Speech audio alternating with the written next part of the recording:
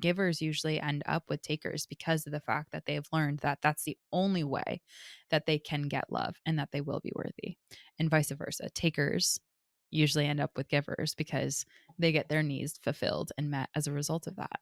And then the anxious person or the giver is like, oh my God, something is wrong.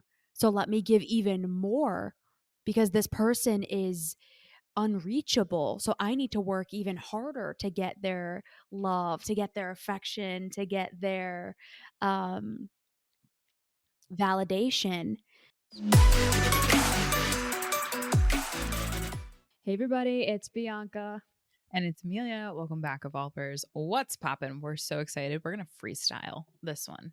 Quick disclaimer. Whoop. Givers and takers.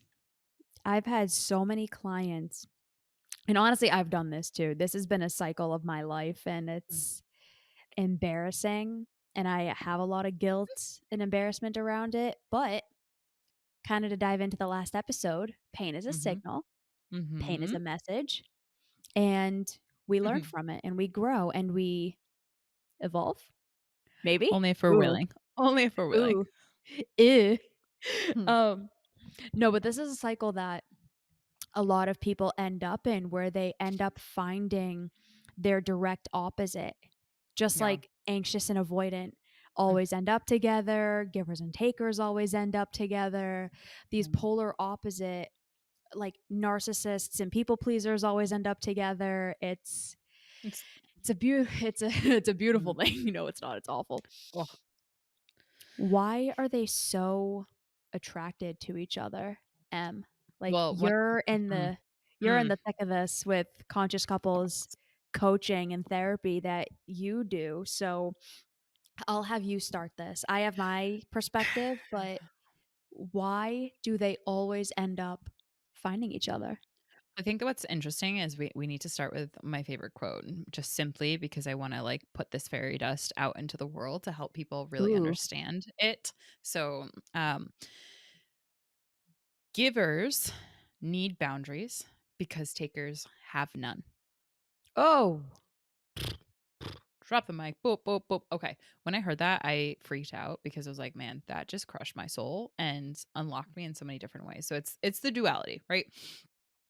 Givers always end up with takers because of that one fact. Why that resonates so deeply is because givers have been forced, and I say force very intentionally, have been forced to give up all their boundaries in order to Mm, get love, in order to be worthy, in order to be like feel a sense of value in their world lovable. and their life. Yeah, truly. And so with them learning over time that having a boundary makes you a bad person, literally, like that's the core belief that ultimately is underneath that.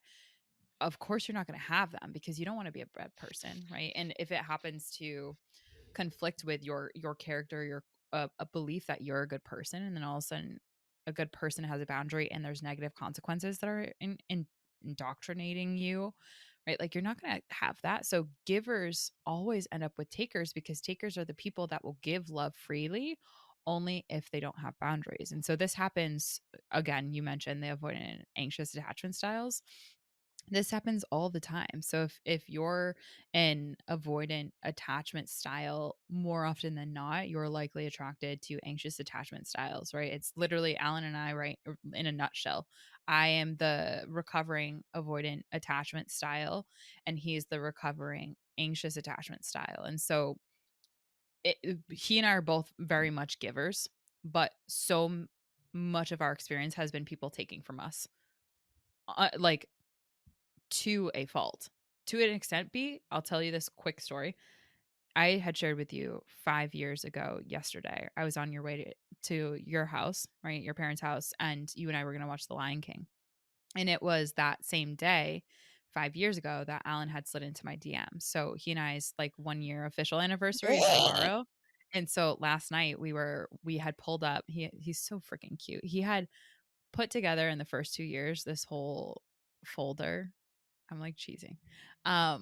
Of photos, of voice memos, of videos that we've sent to each other, like, just memories, like, Stop. so meaningful, and for someone who has had a history of, like, being Dory, like, I don't need anything in the world except for that, right? Like, it's just so it was so meaningful. So, last night, we had pulled up the projector and went through that folder and started to go through it, and so we listened to audios that we had sent each other, videos of, like, Tucker, videos that we sent each other, photos, memories, all that stuff, and why I mentioned that is because ultimately, like, he and I actually got attracted to each other because of how giving both of us are. Like, I had never met anyone that was so giving in my life before because it was just the seasonality of the fact that I had realized over time my avoidant attachment style. I avoided people because no one could ever reciprocate in a way that I had always been giving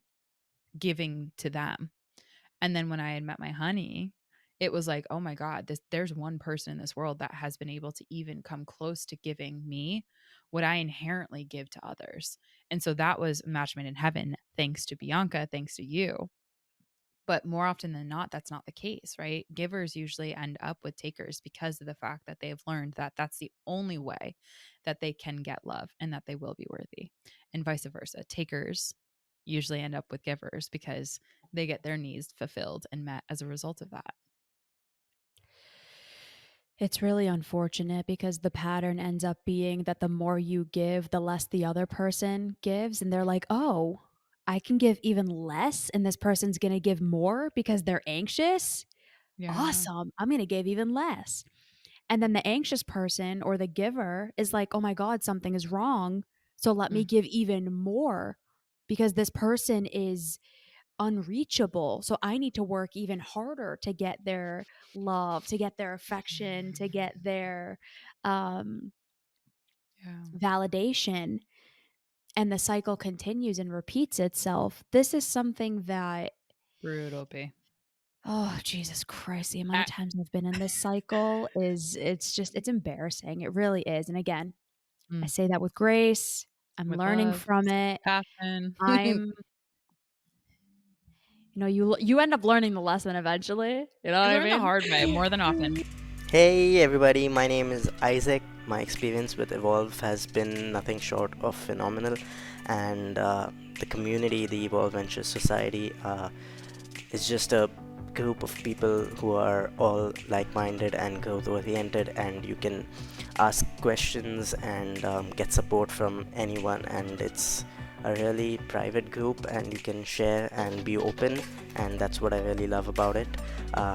Emilia and Bianca have been nothing short of uh, phenomenal, honestly. The amount they care about their team members and their mental well-being and their mental health, and improving everyone's self-awareness, in terms of being growth-minded and growing to where you want to be. I could not have asked for a better place to be at right now in this point in my life.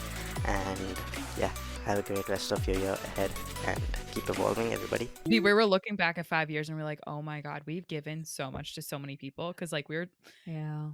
Books for Babes, videos around that came up, Oh, and we were jeez. talking about our past experience with partners and Books for Babes and how, Evolve and us and all of us have been so giving in that regard, and it's been rude awakening to see how much people Yeah, within school systems have been takers and, like, not actually givers, and that has been a rude awakening. So just all, it kinda hits you in the face when, like you said, it's brutal. you learn the hard way sometime whether or not you're a giver or you're a taker. The And really who's who. hard way. Yeah. Oh, it's brutal. I've been someone who has always given, same to you, way Yeah. more than I should, and way more than the other person deserved, and Mm. it's hard because you get this and I know we both did it for different reasons, and I need to make sure that I say that. We all do it for different reasons, right? Yeah. I did it because I needed validation that I was worth being loved, that I Mm. was lovable, that I wasn't broken and defective. And so anytime anybody would give any sort of attention to me, I'm like, "Oh my god, I am lovable," until they until the cycle started, right? They pull away, I give more. They pull away, I give more, and then it ends up ending. Right. You internalize that, It's all that yeah, it's brutal. 100%, and then the cycle just continues. Um, It's a brutal cycle, but when you can understand, why do I feel as though I have to give so much in order to be loved? What are the lessons that I learned? What are the messages that I heard or that I interpreted or that I perceived that is making this feel true for me and that is making me repeat this cycle? When you can understand, if you're listening to this show, if you're an evolver, I guarantee you're a giver and mm, you've been on that end of this. Now, we are not here to demonize takers, right? Sometimes no, people end up in that cycle because that's all they've ever known. that's that's all they've ever known. That was a lesson that they experienced, whatever, right? We're not here to villainize. That's not the point of Evolve. We help everybody because we all have a story. Yeah. If you're listening to this, you are likely a giver. And for everyone listening to this, I really want you to hear me and to try this, okay?